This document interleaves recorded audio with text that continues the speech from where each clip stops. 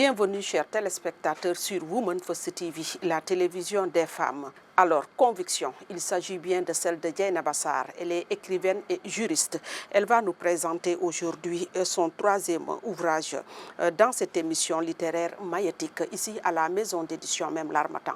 Alors, Madame Dieynaba Sarr, soyez la bienvenue sur Women First TV, la télévision des femmes. Merci beaucoup Nancy. Bonjour à vous et bonjour à tous vos téléspectateurs.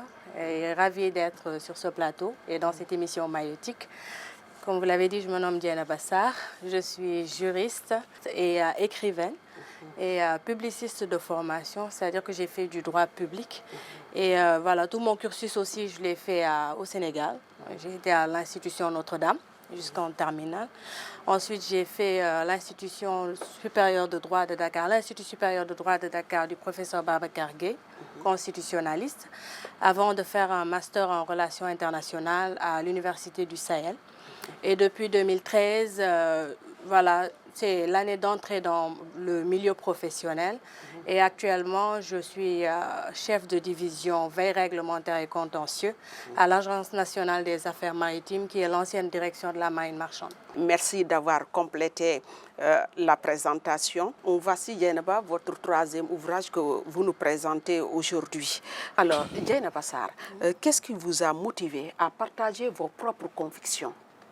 Oui, deux raisons principales. La première, c'était un peu faire une autobiographie. C'est-à-dire que ce n'est pas une vie, ce n'est pas des mémoires, parce qu'on n'en a pas encore la carrière, peut-être on n'est pas voilà, comme les hommes politiques ou bien qui ont eu un parcours qu'ils voudraient partager, souvent arriver au seuil ou bien au crépuscule de leur vie. Mais là, c'était surtout partager, montrer que Dieynaba Sarr est une partie intégrante de la société. Son vécu, quand même, n'est pas un cas isolé. Donc, le partager avec son lecteur. Mais la seconde raison principale, la motivation profonde, c'est de nous inviter tout le monde, là, les différents individus qui composent la société, à ensemble faire une autocritique pour qu'on puisse, tout ce qui est violence, tout ce qui dénature nos relations humaines, qu'ensemble on en prenne conscience déjà, et une fois que c'est fait, qu'on puisse ensemble les combattre pour que les valeurs et tout ce qui constituait le ciment, entre guillemets, et qui facilitait l'harmonie au sein de la société puissent être remises donc au goût du jour, c'est-à-dire prendre le dessus et assainir nos relations humaines. C'est vraiment les deux objectifs principaux qui ont motivé la rédaction de cet ouvrage-là. La couverture nous parle. Que nous dit-elle? Alors, on peut dire qu'elle est énigmatique, c'est-à-dire que l'auteur montre donc le dos au lecteur, à celui qui tient l'ouvrage. Mais ce que ça veut dire, c'est que, voilà, des questionnements, l'auteur est dans une phase d'observation, montre, donc le dos quand même, c'est, laisser derrière tout ce qu'il y a comme blessure ou bien comme événement douloureux, et faire face donc, essayer de faire une prospection sur l'avenir avec plus d'optimisme, mais tout en analysant tout ce qui pourrait peut-être constituer des embûches sur une voie bien dégagée. Je crois, brièvement, ce qu'on pourrait dire. Voilà. Bien illustré. Donc, par rapport à la préface, je pense qu'elle est trop détaillée. Elle est bonne, mais elle est trop détaillée. Finalement, on retrouve toutes les parties du livre dans la préface, alors qu'elle pouvait être plus écourtée que ça. Puis je pense quand même que ce n'est pas pour dédouaner le préfacier, qui est mon parrain et qui, bon, la fonction a évolué, je le félicite à nouveau pour ça, parce qu'actuellement, c'est le secrétaire général de la Cour des comptes. Et je pense qu'on va, comme je le taquine souvent, là, c'est par des formations professionnelles, c'est un enseignant de formation avant d'être magistrat. Je pense, mais aussi, je crois que quand il parle de moi, c'est surtout la passion et cette envie de présenter sa fille. Et je pense quand même que, bon, c'est vrai qu'une préface, d'habitude, il n'y a pas de canevas précis, mais on peut comprendre cette envie peut-être de présenter l'auteur au lecteur, mais surtout de donner un aperçu très généreux au lecteur. Je crois que c'est surtout ça qui motive peut-être la longueur et la présentation briève des différents textes de l'ouvrage. Bon, c'est recevable, c'est très recevable. Dieynaba, à la page 22, vous avez beaucoup parlé de Feu Sidi Lamine Niasse. C'est vrai, vous lui avez parlé à titre posthume. Oui. Mais vous avez utilisé un style direct. C'est comme s'il était en face de vous. Si je peux me permettre de citer, par exemple, à la page 22, vous avez dit « Je n'ai jamais eu l'occasion de vous rencontrer. Je ne vous ai aperçu qu'une seule fois. » Comme s'il était en face de vous. Pourquoi cette attitude? Oui, parce que comme je l'ai dit, comme je le dis souvent, c'est un texte que je n'aurais pas aimé écrire. C'est-à-dire, parce que moi je suis de ceux, et je l'ai dit dans le texte, de ceux qui pensent qu'il faut rendre hommage aux gens de leur vivant. Bon, là, c'est un hommage non souhaité, comme indiqué dans le titre. Mais le style direct, c'est surtout par rapport à... C'est comme souvent, comme je l'ai dit, hein, à chaque date souvenir du décès de ma grande sœur, quand je fais un texte dans les journaux, dans la presse nationale, je m'adresse à elle directement. Donc c'est un style que je préfère, que j'aime. C'est peut-être un lien affectif qui est personnel, qui est assez intime. Et c'est pourquoi ce texte a peut-être à un moment, c'est comme une lettre adressée donc aux défunts. C'était un style voilà, volontaire en fait. Quand quelqu'un arrive à quitter ce bas monde, on ne va même plus le nommer par son nom. On va dire le corps, d'autant plus que, bon, il nous a quittés comme ça, mais vous avez préféré garder ce rapprochement chaleureux avec Sidi Lamine. Oui, tout à fait. Parce que comme je l'ai dit, c'est un double hommage. Hein. C'est un hommage à Feu Sidi Lamine Niasse, mais c'est aussi un hommage à ma grande sœur. Parce que c'est voilà, quelqu'un qui a aimé beaucoup Walfadjri, qui appréciait l'homme aussi.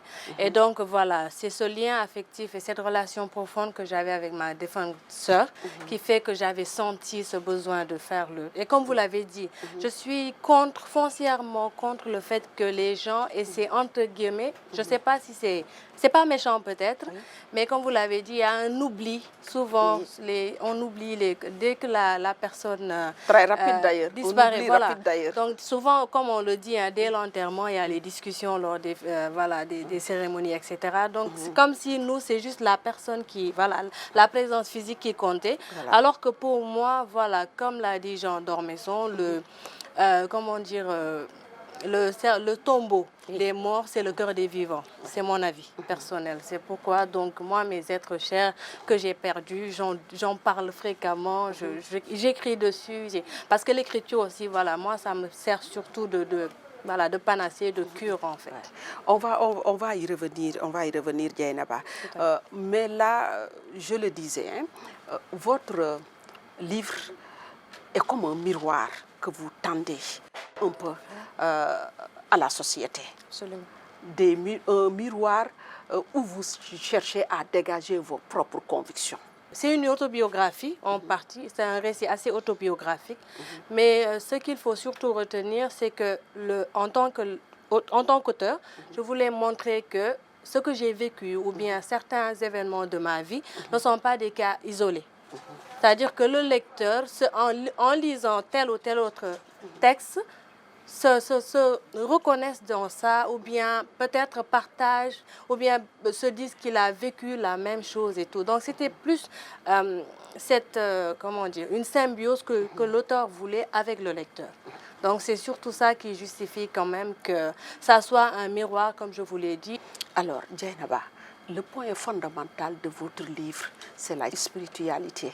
Cette foi ancrée en vous et que vous cherchez même parfois à imposer aux autres. Mais d'où vous puisez tout ça là? C'est bizarre parce que c'est vrai que beaucoup de gens, beaucoup de lecteurs ont cette impression, alors que moi, je suis en quête, en fait. C'est-à-dire qu'on me prête une fois, beaucoup m'ont dit, j'ai été surpris, voilà, surpris parce que peut-être l'image qu'on a de toi, l'habillement, etc. Voilà, ça contraste avec tout ce qui est versé dans ce texte foi. Là, on sent beaucoup de spiritualité, beaucoup de... Alors que moi, au départ, en fait, ou bien le point qui justifiait l'écriture de ce texte-là, c'était surtout quelqu'un de très frustré. Frustré, pourquoi? Parce que elle regarde les gens qui écoutent le Coran, qui pleurent ou bien qui lisent, qui sont profondément pieux. Et moi, je me dis que je n'ai pas ce niveau-là. Pourquoi? Donc moi, je me... Voilà, c'est vraiment quelqu'un qui se considère au bas de l'escalier, entre guillemets, et qui a envie peut-être de rejoindre ces gens-là qui sont dans une spiritualité assez élevée. Mais bon, je pense que c'est plutôt le contraire. Pourtant, on ne dirait pas, hein, Voilà, parce que vraiment, dans le livre, vous faites quand même montre d'une très grande spiritualité, d'une très grande foi. En tout cas, si c'est l'effet que le lecteur a, c'est tant mieux. Et bon, ça me conforte sur le fait que peut-être à un moment, j'atteindrai ce que je veux, c'est-à-dire avoir quand même cette connexion-là, cette connexion avec le Créateur et voilà, pouvoir résoudre certaines questions intimes en fait. Et là, vous avez cité une phrase importante de Martin Luther King. Avoir la foi, c'est monter la première marche quand on ne voit pas tout l'escalier. Absolument. Voilà. Voilà, c'est-à-dire avoir confiance en Dieu, tout simplement. Pour être basique, c'est ça. C'est ce sur quoi quand même se base, si j'ai bien compris le livre, l'itinéraire que vous dégagez partout dans les autres thèmes quand même. Hein, la notion de foi, elle est fondamentale chez vous.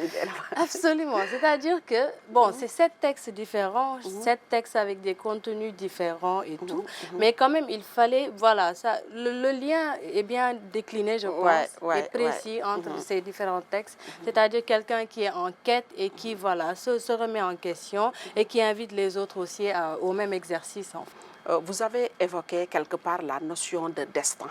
Et je vais vous lire une note très importante à la page 44. Vous avez écrit, Dieynaba, nous n'avons aucune maîtrise sur le cours de notre existence, nonobstant le fait que Dieu nous ait choisis comme ses préférés parmi ses créatures.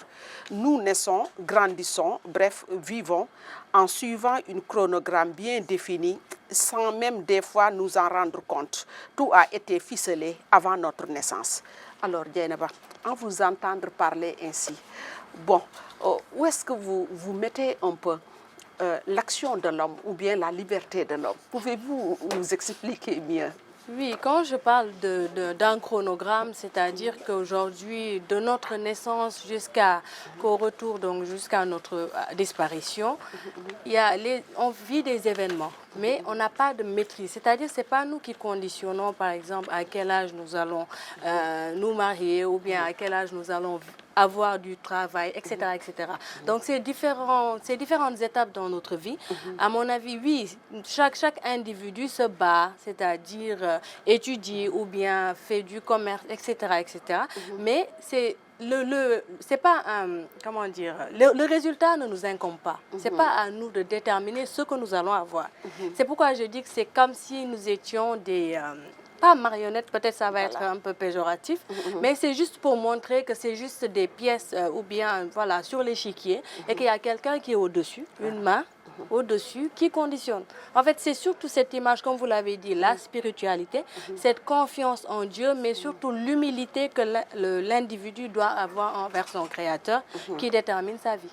Je vous comprends, je vous comprends très bien. Là, Dieynaba, on va changer un peu de thème, toujours dans le livre.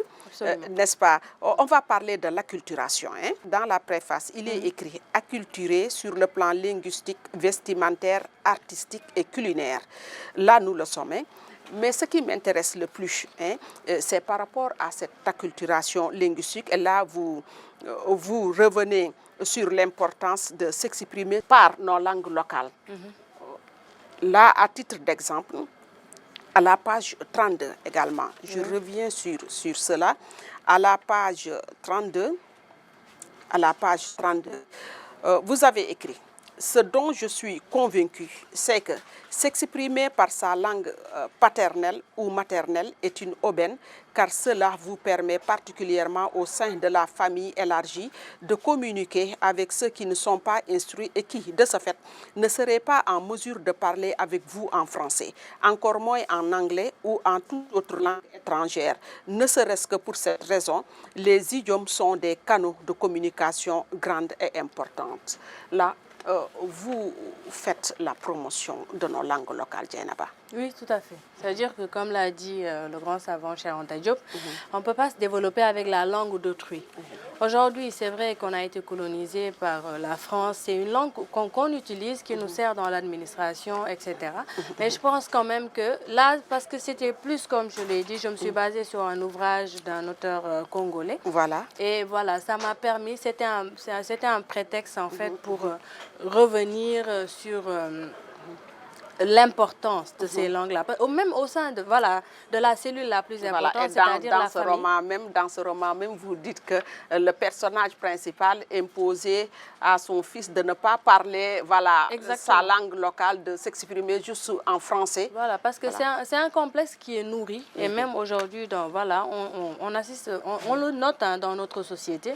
Les gens, c'est vrai, en soi, peut-être c'est pas mauvais de parler la langue française à ses enfants, par exemple. Mais je pense qu'aujourd'hui, et j'ai donné mon exemple, c'est pourquoi, voilà, commencer par soi-même. J'ai été dans le privé catholique, la langue française, voilà, je veux dire, je la manie tant bien que mal. Mais n'empêche, avec mes parents, je parle ma langue, le mandingue, qui est ma langue de, voilà, langue paternelle, mais aussi une partie de, voilà, la langue maternelle. Je parle le bambara, etc. Donc, ce sont des langues que j'utilise, voilà, je suis à l'aise dedans, ce qui n'entache en rien le fait que je puisse m'exprimer en français. C'est pourquoi j'invite les gens aussi, voilà, à faire cet effort-là, permettre aux enfants dès le bas âge, si vous êtes Pola ou bien si vous êtes Diola, etc. Voilà, ça n'empêche quoi, ça n'empêche pas, voilà, ça n'entrave pas déjà que l'enfant soit excellent en langue à l'école, mais aussi ça lui permet de communiquer, parce qu'il y a des gens qui sont très susceptibles, surtout dans les familles où certains ne sont pas instruits. Ils pourraient voir cela comme voilà, un complexe de supériorité envers eux, alors ça peut casser même certains liens, penser que tel parent est voilà, acculturé, ne respecte pas ses frères et soeurs, etc. Donc c'est pourquoi j'invite en fait tout le monde à cet exercice-là. Oui, oui. Vous l'avez dit vous-même en citant Cheikh Anta, on ne peut pas se développer à partir de la langue d'autrui. C'est comme si, à partir de cette acculturation linguistique, découle une autre acculturation, celle économique. Oui, parce que ce sont des, voilà, c'est une conséquence en fait. Ça va déteindre, comme je l'ai dit, parce que là, vous allez tout faire avec la langue d'autrui. C'est pas évident. Et même, on le voit sur le plan, même dans les relations plus haut, pour la signature de conventions, etc. On voit que parfois, il y a même chaque pays essaie d'imposer sa langue, même dans les réunions, etc. Donc c'est pourquoi, donc ça c'est à un niveau supérieur. Mais au sein même de la société, comme je l'ai dit aujourd'hui, si ce qu'on veut, c'est-à-dire qu'il y ait cet usage régulier des langues, nous permettre peut-être demain d'avoir toutes les disciplines qui sont enseignées à l'école, qu'on puisse donc les véhiculer dans nos langues, je pense qu'il faudrait vraiment combattre ce complexe-là. Et ce sera certes une lutte de longue haleine, mais il faudrait vraiment s'y atteler. Dieynaba, en tout cas, c'est si riche et si illustratif tout ce que vous venez de dire. Permettez-moi d'introduire un peu notre lecteur du jour. Il s'appelle Chérif Tidiane Aïdara. Il est écrivain et chef de projet énergie conventionnelle à la Sénélec. Il a donné ses impressions en ce qui concerne l'ouvrage de Dieynaba Sarr. C'est un livre qui m'a marqué sur plusieurs plans. D'abord, sur la forme, les thèmes sont très bien choisis, avec une fluidité d'écriture et un niveau très élevé en français. J'avais même tout le temps un dictionnaire à côté de moi pour pouvoir suivre. C'est juste pour dire la qualité de l'écriture que l'auteur nous a servi dans ce livre. Et aussi, sur l'auteur, on voit ce courage qu'elle a de partager ses convictions. Ce n'est pas donné à tout le monde, de raconter sa vie, de donner ses anecdotes. Donc, elle nous pousse, nous tous, à faire une introspection et de pouvoir partager à notre tour aussi ce qu'on a vécu. Parce qu'on se rend compte que notre vie peut aider les autres à avancer, à partager ce que nous avons vécu. On voit aussi la spiritualité qu'elle dégage, parce que la trame de fond du livre, c'est la spiritualité, le courage, l'amour du prochain, l'humanité et aussi l'humilité. Elle a réussi à faire une analyse, une parfaite analyse de la société en exposant les mots, les tares que la société a actuellement. Et ce qui me plaît le plus, c'est après cette analyse, elle a donné des solutions.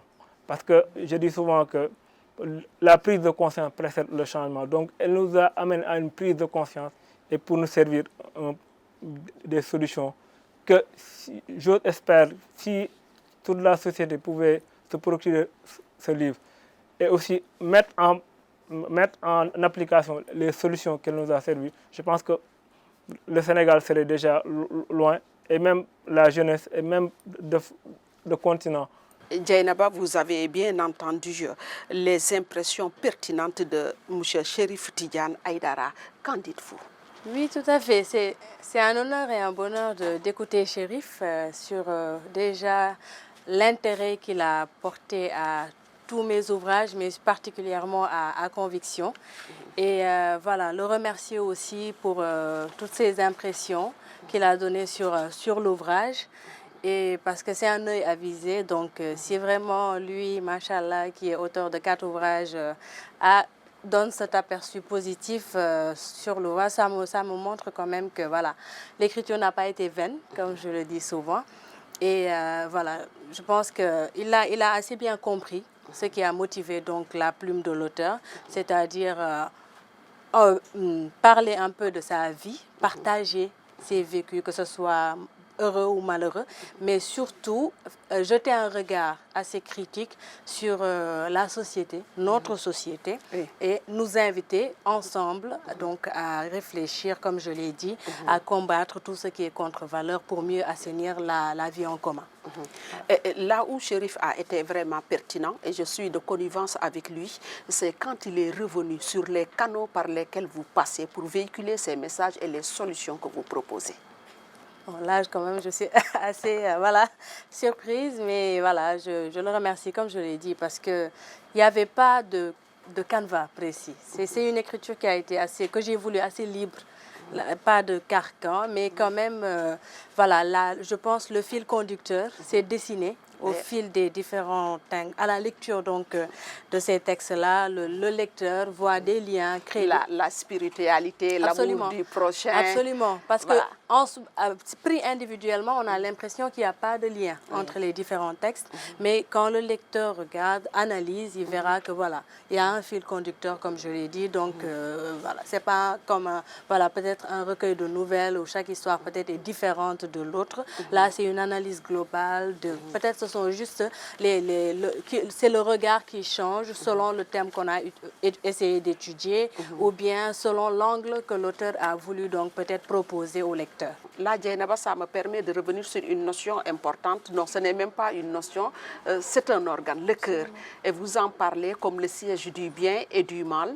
Là, vous avez cité même l'érudit Cheikh Ahmadou Bamba. Et je vais essayer de vous lire ce passage. À la page 90, vous avez dit « Cet organe est à la fois le berceau du bien et du mal. » Et l'on comprend pourquoi. Lorsqu'il a été demandé au fondateur du mouridisme, Cheikh Ahmadou Bamba, qu'est-ce qui est meilleur chez l'homme? Il répondit le cœur. Qu'est-ce qui est pire chez l'homme? Il répondit également le cœur. Alors, Dieynaba, très énigmatique, éclaire-nous un peu. Oui, tout à fait. C'est-à-dire que, comme voilà, juste pour revenir sur l'enseignement du Cheikh, c'est-à-dire le cœur, c'est voilà, ça montre cette jihadul nafs que l'individu doit faire pour que le bien puisse triompher du mal ou sur le mal. Voilà, c'est montrer que le cœur est capable du meilleur comme du pire. Maintenant, il appartiendra à l'individu de combattre ses pulsions pour que voilà, tout ce qui est valeur, tout ce qui est bonne action ou bien qualité morale, etc., prennent le dessus sur l'égoïsme ou bien tout ce qui pourrait la jalousie, l'hypocrisie, etc. Tout ce qui est voilà, peut-être pas détestable, mais à combattre chez l'individu. Voilà, vous l'avez bien réussi, si on peut l'appeler entre guillemets, ce lavage intérieur, vous l'avez quand même bien réussi pour ne laisser rien comme jalousie, comme haine dans votre cœur, Dieynaba. Non, je pense que ce serait peut-être prétentieux de ma part de dire que je l'ai réussi. En tout cas, je veux la réussir, cette lutte. Et je me bats pour, quotidiennement en tout cas. Parce qu'on n'est pas, comme on dit, on est des êtres humains, donc avec nos défauts, avec nos pulsions qui nous font commettre des erreurs au quotidien. Mais quand même, je pense que c'est déjà salutaire d'avoir cette prise de conscience-là, de vouloir que le bien soit le siège, en tout cas soit notre viatique, hein, qu'on le véhicule, qu'on le vive intérieurement et qu'on ne veuille voir que le meilleur chez l'autre, chez son vis-à-vis. En tout cas, personnellement, ce n'est pas prétentieux, mais c'est ce que je veux et je me bats pour. En tout cas, dans votre livre, dans votre récit quand même, c'est comme si vous l'avez réussi totalement. Hein? D'accord. Là, j'ai envie d'ajouter quelque chose.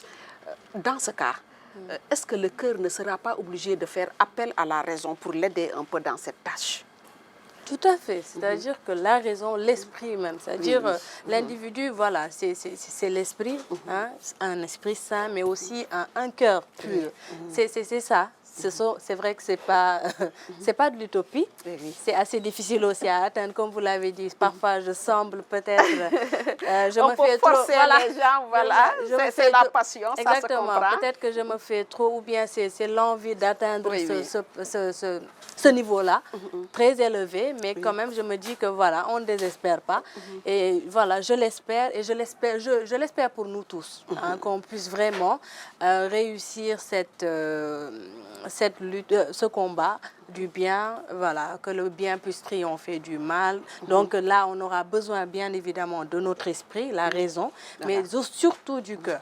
Et comme vous l'avez souligné, hein, cette notion de haine, de jalousie qui constitue également l'un des mots et des obstacles en ce qui concerne une harmonie pour notre société. Oui, parce que si vous remarquez, et c'est évoqué dans l'ouvrage, voilà, actuellement, on a de plus en plus, quand vous voyez les faits divers ou bien notre vécu quotidien, les relations humaines, comme je l'ai dit, sont tellement entachées de manque de sincérité, cette hypocrisie, hein, cet égoïsme-là ou cet individualisme, etc., qui pousse chaque individu à considérer comme penser qu'il est plus intelligent ou bien meilleur que son vis-à-vis, etc. Donc, dès qu'on arrive à ce stade, cette détérioration des relations humaines, je pense que la conséquence, c'est qu'on aura une société où la violence, comme c'est le cas, hein, la violence est présente dans notre quotidien. Les gens n'ont pas... Il n'y a pas de compassion, il n'y a pas de... cet humanisme, en fait, Et vous êtes arrivé même à vous poser cette question. Que nous arrive-t-il, finalement? Tout à fait, c'est ça en fait. D'accord. Et là, vous allez me permettre, à la page 125, de lire également ce passage tellement important. C'est bien à la page 125. Là, vous avez dit, Dieynaba, l'être humain est complexe. Et ce n'est pas pour rien que l'on dit souvent qu'il est impossible de connaître entièrement quelqu'un. Cela est d'autant plus vrai que deux êtres peuvent avoir les liens forts et vivre ensemble pendant longtemps et un beau jour se rendre compte qu'en réalité, ils vivaient en parfait inconnu l'un vis-à-vis de l'autre. Là, l'individu est obscur. Tout à fait. Ça, je pense que, voilà, on en fait voilà, on a, chacun de nous a vécu peut-être des expériences qui confortent cette conviction-là, hein, parce qu'on peut vivre, comme je l'ai dit, que ce soit quelqu'un avec qui on a des liens de parenté, ou bien un ami, ou bien une amie, etc., qu'on aime comme soi, et qu'au fil des ans, ou bien un beau jour, on se rend compte qu'en réalité, on n'avait pas les relations, je veux dire, il n'y avait pas de réciprocité, ou en tout cas, la sincérité n'y était pas. Et voilà, c'est ce qui crée donc toutes ces trahisons, ces déceptions-là. Et voilà. Pour rejoindre un peu Nietzsche qui disait que l'homme avance parfois masqué. Tout à fait, c'est ça en fait. On va donc toujours rester dans ce carcan. L'hypocrisie, la jalousie, Ce sont des, je ne vais pas dire quand même, ce sont des mots, si je peux les qualifier ainsi, que vous mettez par exemple au cœur de tout ce qui gâche nos relations humaines, sociales. Oui, parce que je le crois fortement. Parce que c'est ce qu'on note aujourd'hui. C'est-à-dire qu'aujourd'hui, il suffit que vous soyez des collègues, exemple, ou bien même entre des camarades. Oui. Si l'un, socialement peut-être, est mieux nanti que l'autre, Voilà. Si l'autre ne fait pas cette djihad-là, personnelle, ne se bat pas, l'envie, à force de voir l'autre peut-être gravir les échelons. Parce qu'on n'a pas, comme je l'ai dit, aujourd'hui quelqu'un peut réussir sa vie, entre guillemets, avoir du travail très tôt. Quelqu'un d'autre va vivre peut-être toute sa vie, excusez-moi de la répétition, jusqu'à disparaître et ne pas avoir cette opulence-là. Parce que j'ai dit, celui qui est au-dessus et qui distribue les cartes et les chances. C'est vrai, vous avez vu donc le soubassement de votre ouvrage, c'est la croyance, c'est la soumission, on revient à ça, c'est-à-dire c'est un point, on a beau tournoyer, on revient au point de départ. S'il n'y a pas cette foi, s'il n'y a pas cette iman-là, on fait confiance à Dieu, savoir que si l'autre a peut-être aujourd'hui un salaire supérieur au mien, ce n'est pas parce qu'il est plus valeureux que moi. Mais il faut le lui, comment on dit en Wolof, yéné koko. Et savoir que nous aussi, on peut réussir. C'est difficile. Exactement. Et c'est cette jalousie-là qu'on parfois on ne lutte pas et qui détériore, qui gâche nos relations humaines alors qu'on pouvait les éviter. Et pour lutter contre ça, donc, il est nécessaire de faire ce que l'on peut appeler ce djihad du nafs. Faire une introspection pour éliminer ce qui ne va pas au fond même de soi, au-dedans, quoi. Tout à fait. D'accord. Là également, à partir de là, vous vous êtes également posé cette question même. Est-ce que tous les êtres humains sont même des humains? Là, je vais vous lire aussi ce passage. À la page 133, je me plais souvent à dire que nous sommes tous des êtres humains, physiquement parlant, mais nous ne sommes pas tous humains pour autant. Alors, Dieynaba, c'est très philosophique tout ça. Oui, ça c'est une conviction profonde, sincèrement. Et je le dis souvent, c'est pourquoi d'ailleurs je l'ai répété dans ce texte-là. C'est-à-dire qu'on est, bon, parce que si on voit l'apparence physique, oui, on est des êtres humains. Oui. Mais ce qui fait... D'ailleurs, je ne vous coupe pas la parole. D'ailleurs, dans notre société sénégalaise, vous entendez parfois quelqu'un qui se livre à certains actes malsains. On se pose cette question, Wadi ou Nitla? Mais physiquement, en face de nous, Nitla. Mais ce qu'on vise dans Nitla peut être Nité. Voilà, l'humanisme en l'homme. C'est ça en fait. C'est surtout ça, cette différence-là. Et voilà, celui qui aura réussi, comme je l'ai dit, cette lutte-là, souhaiter le meilleur à l'autre, quelle que soit cette ascension fulgurante qui parfois nous bluffe. Hein. C'est surtout ça, en fait. Mais il faut faire confiance, comme je l'ai dit. Savoir que chacun a son moment, chacun réussira au moment souhaité par celui qui est en haut, entre guillemets. Et voilà, donc je pense que si on a vraiment confiance et qu'on se souhaite de bonnes choses, qu'on évite vraiment de se mettre les bâtons dans les roues, comme on dit, je crois qu'on va assainir la société parce qu'elle en a besoin. Oui. Vous avez soulevé, en tout cas, Dieynaba, un point très important. Parce que ce que l'on peut appeler l'être humain en tant que tel, ce n'est pas cette coquille vide. Mais l'être humain en tant que tel, c'est l'humanisme, ce qui est au-dedans de lui et qui renvoie à des actes humains pour qu'on puisse parler d'un homme, un être humain à part entière. Surtout les qualités morales, en fait. C'est surtout ça. Hein, les qualités morales, c'est-à-dire que ne pas mettre le matériel au devant ou bien le mettre au centre de nos relations humaines. Et je pense qu'aujourd'hui, c'est surtout ce retour vers nos valeurs qu'on devrait vraiment réussir. C'est vraiment quelque chose qui n'est pas impossible, mais il faudrait vraiment de la volonté et que chacun le réussisse individuellement. Merci Dieynaba. En tout cas, tes notes et tes enseignements sont très riches, là je l'avoue.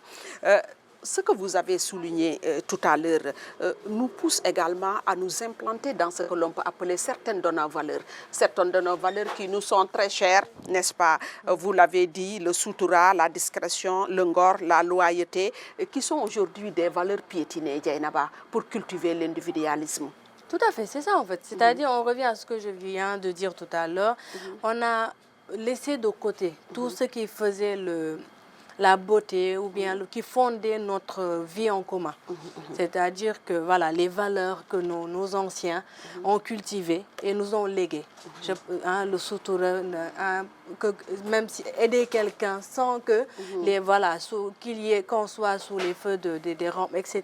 Donc éviter vraiment tout ce qui est voyeurisme. Parce que moi je pense que c'est surtout le principal problème, l'individualisme. On est vraiment, chacun ne privilégie que sa propre personne. Du coup, voilà, on doit réussir par tous les moyens, on doit piétiner certains, voilà, quelles que soient donc les conséquences. Et je pense quand même que voilà, c'est un fléau qui est très profond quand même, à ne pas négliger, mais qui est quand même, voilà, qu'on peut résorber. Voilà. Dieynaba, ces valeurs nous sont chères et elles sont vraiment quand même les piliers de notre société. Absolument. Pour dire vrai. Ne pensez-vous pas aussi que ces valeurs parfois nous poussent à la tricherie?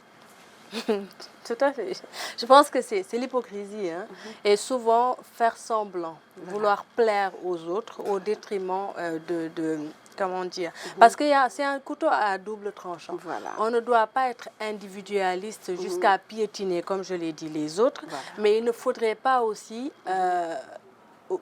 par souci d'être seul, de perdre des gens. Un exemple basique, et c'est évoqué dans l'ouvrage, le cas des viols par exemple. On voit que souvent, surtout quand c'est commis par un parent dans la famille, on préfère le régler à l'amiable pour ne pas que ça s'ébruite et tout. Alors que là, il y a une victime qui est profondément blessée, qui a mal dans son être et qui peut-être à l'avenir ne pourra pas avoir une vie normale. Sur ce plan, quand même, je pense que voilà, il ne faudrait pas protéger quelqu'un qui a fauté au détriment d'une victime. Là, Dieynaba, par rapport à toutes ces tares de la société que vous avez dénoncées, vous vous êtes focalisé aussi sur un point fondamental. Vous accordez à cette éducation une part importante pour tout un chacun afin de réussir la part de son humanisation. Et parlant de cette éducation, justement, vous avez aussi indexé un peu les parents qui doivent jouer leur rôle, Dieynaba. Oui, tout à fait, parce que quand on parle d'éducation, parce qu'il y a l'éducation et l'instruction que fait l'école. Mais je pense que la cellule de base, c'est la famille, c'est à la maison donc que commence l'éducation de l'enfant. Et donc, il incombe aux parents. Et là, c'était surtout pour montrer le devoir, certes, mais surtout fustiger le fait qu'aujourd'hui, on voit que, comme on l'a dit, avec la recherche freinée de l'argent, le travail, etc. Parce que c'est vrai, on est dans une société moderne qui peut-être justifie un peu cette recherche. Il faudrait que l'homme et la femme peut-être aillent tous deux travailler. Vu la conjoncture. Exactement, avec la conjoncture économique, etc. Parce qu'avant, vous savez, voilà, nos parents, les mamans étaient à la maison, etc. Donc voilà, l'éducation était gérée par les mamans. Mais aujourd'hui, les femmes vont au travail et tout. Donc après, c'est vraiment un défi que surtout les femmes doivent relever. C'est surtout ce plaidoyer que j'ai voulu faire à travers donc l'ouvrage pour montrer qu'il faudrait vraiment veiller davantage à l'éducation des enfants qui sera complétée bien évidemment par l'école. Donc je pense que c'est vraiment une association, ou pour dire une collaboration entre les parents et les enseignants. Voilà, cette collaboration même, je crois que si elle n'est pas bien faite, ça peut nous exposer aussi à ce que vous avez appelé un conflit générationnel que vous déguisez sous forme de tension générationnelle. Oui, parce que dans ce texte, j'ai vraiment voulu donner mon avis. C'est-à-dire que moi, je me dis qu'aujourd'hui, je ne pense pas que ce soit un conflit en tant que tel entre ces deux générations, c'est-à-dire nos aînés ou bien nos parents, ce contexte de vieux, entre guillemets, et les jeunes, parce que c'est juste un problème de communication, ce qui a créé ces tensions-là. Parce que ces parents-là ont leur éducation bien déterminée, et les jeunes aujourd'hui aussi sont motivés par ce qu'ils vivent, par leur temps. Donc, c'est les deux ères qui sont différentes. Donc, mais l'ère du temps qui est bien, l'éducation traditionnelle.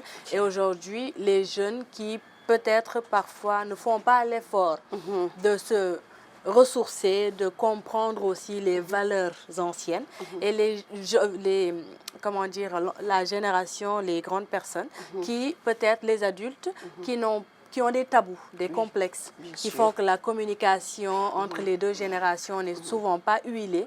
Et aussi, voilà, le langage n'est pas le même, donc ce qui fait que, voilà, souvent il y a des incompréhensions, que ce soit dans la maison, que ce soit, voilà, dans la rue ou bien dans d'autres milieux. Voilà, on est exposé à cette situation actuellement. Dieynaba, parlons maintenant entre femmes.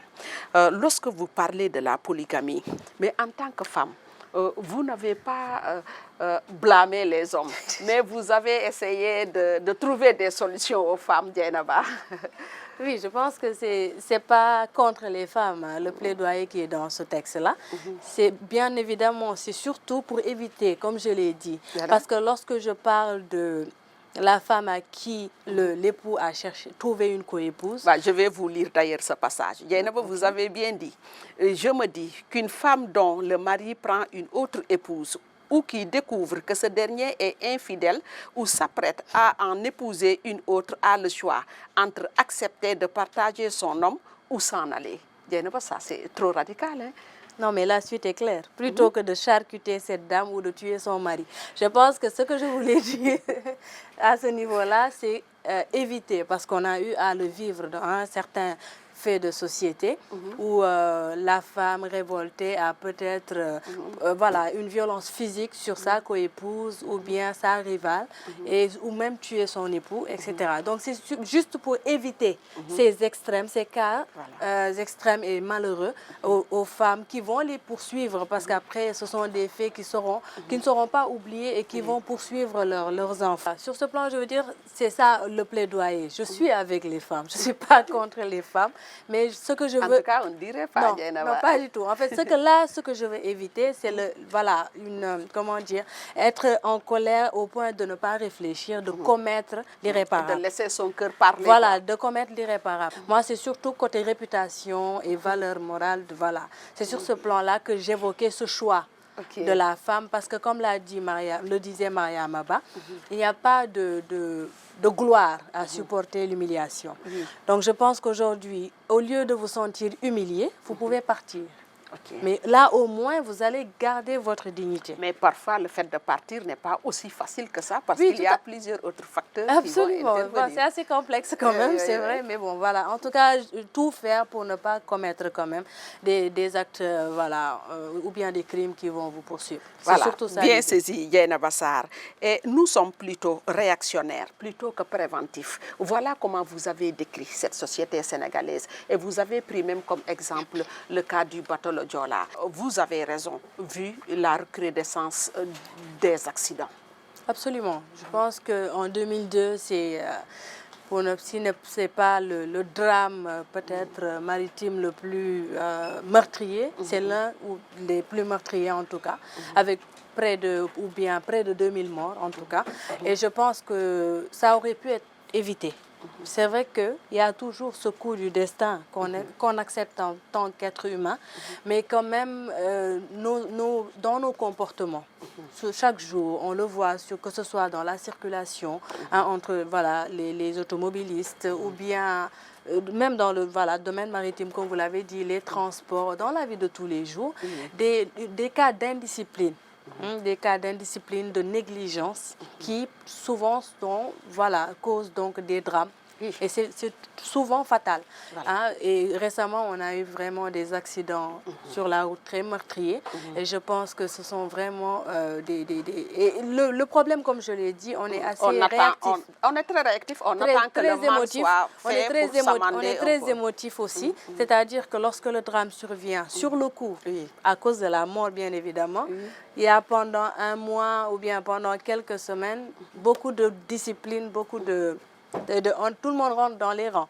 Mais il suffit... Le relâchement est très rapide, en fait.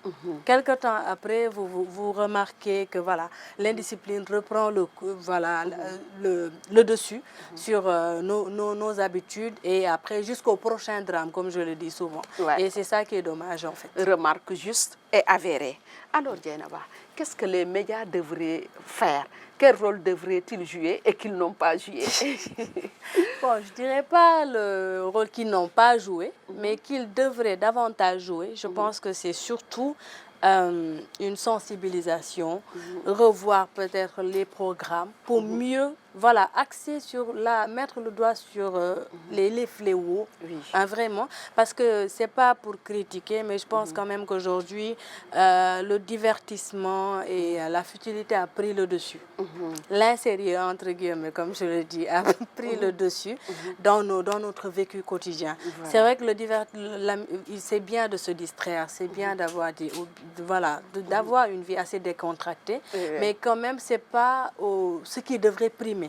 Et ça, j'ai eu à l'occasion quand même à 2 reprises dans l'ouvrage collectif Sendiaras que j'avais rédigé avec d'autres amis auteurs en 2018.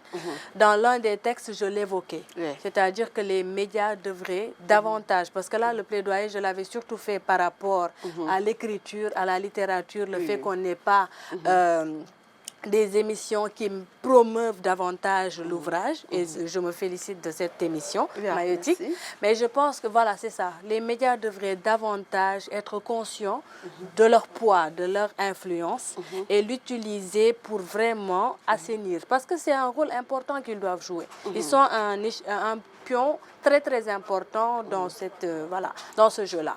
Diminuer un peu la distraction et l'effet folklorique dans certaines choses, ce qui nous permet de faire un peu la transition vers la journée du 8 mars, le plus souvent qui reste très folklorique. Vous en avez parlé. Oui. Et là, c'est peut-être que je vais être un peu, je ne sais pas moi, pas être virulente, mais quand même, c'est bien, comme je l'ai dit, de voir nos mamans s'habiller de façon très, très uniforme avec, c'est-à-dire célébrer la journée, c'est très bien. Mais au-delà de ce folklore-là, parce que sinon, moi, j'ai l'impression qu'on néglige, en fait, on ne donne pas à la femme l'importance qu'elle devrait avoir. Et souvent, nous-mêmes, nous sommes actrices de ce manque de considération dont nous souffrons. C'est-à-dire qu'au lieu d'avoir des panels ou bien des rencontres ce jour-là, le 8 mars, des rencontres très, très importantes. De faire même une introspection. Absolument. C'est ça qui est important, en fait. Parce que puisque c'est une fois, la journée, elle est célébrée une seule fois dans l'année, je pense que c'est l'occasion de conscientiser davantage les femmes qui sont très braves dans le milieu rural ou bien dans les divers secteurs d'activité au Sénégal. Très, très braves, qui se réveillent très tôt le matin, comme je l'ai dit, etc. Mais je pense que ce qui manque, c'est ça, en fait. La prise de conscience et les acteurs instruits et qui sont au devant de la scène, qui devraient donc jouer ce rôle-là. Amener les femmes à réfléchir ensemble, à s'autocritiquer, à se remettre en cause et vraiment essayer de préserver, d'augmenter les acquis et de pouvoir donc mettre de côté tout ce qui nous entrave. Voilà, Dieynaba, notre lecteur du jour, Chérif, vous a bien posé une question. D'où est venue l'idée de partager tes convictions?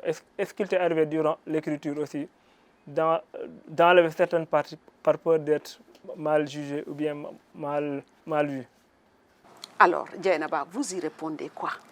Oui, la question de Chérif, je m'y attendais parce que on en a parlé récemment et ça rejoint aussi les remarques de beaucoup de lecteurs, c'est-à-dire est-ce qu'il n'y a pas eu entre guillemets un toilettage avant la mise à disposition du manuscrit ou bien de l'ouvrage, puisqu'on parlait, il y a beaucoup de faits qui sont intimes.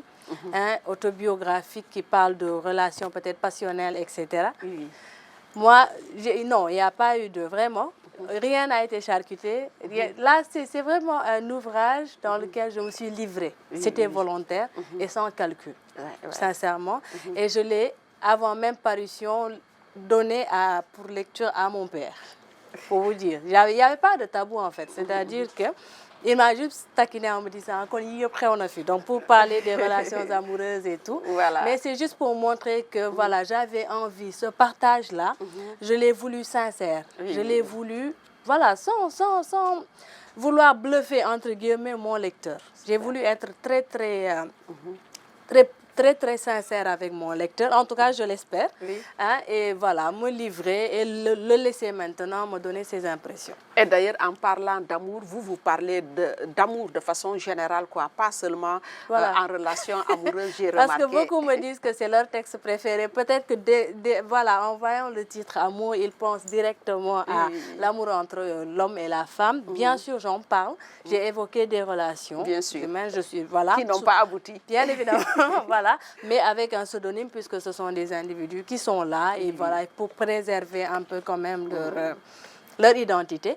Mais voilà, globalement, comme je l'ai dit, c'était tous ces textes sont des textes hommages, mais celui-là particulièrement, j'ai voulu remercier mes parents à travers l'éducation dont on parlait tout à l'heure, revenir sur cette relation filiale, revenir sur l'amour qui me lie au reste de ma fratrie, puisque mes autres frères et sœurs sont décédés.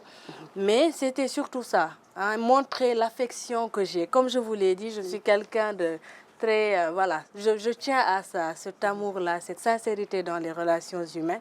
Et c'est ce que j'ai voulu partager avec mon lecteur. En tout cas, Dieynaba Sarr, ça a été un plaisir de vous recevoir ici même à la maison d'édition L'Harmattan. Et si vous aviez, Dieynaba Sarr, quelque chose à ajouter? Oui, c'est d'abord vous remercier, Nancy, ma très chère Nancy. Je suis très contente quand même de cette invitation, du choix porté sur mon humble personne. Et aussi remercier la maison d'édition L'Harmattan qui a publié mes différents ouvrages. Donc, mettre au devant de ces remerciements-là le docteur Abdoulaye Diallo, qui est un oncle, un cousin, vraiment un très grand ami aussi. Remercier toute son équipe, remercier voilà, toute votre équipe technique aussi.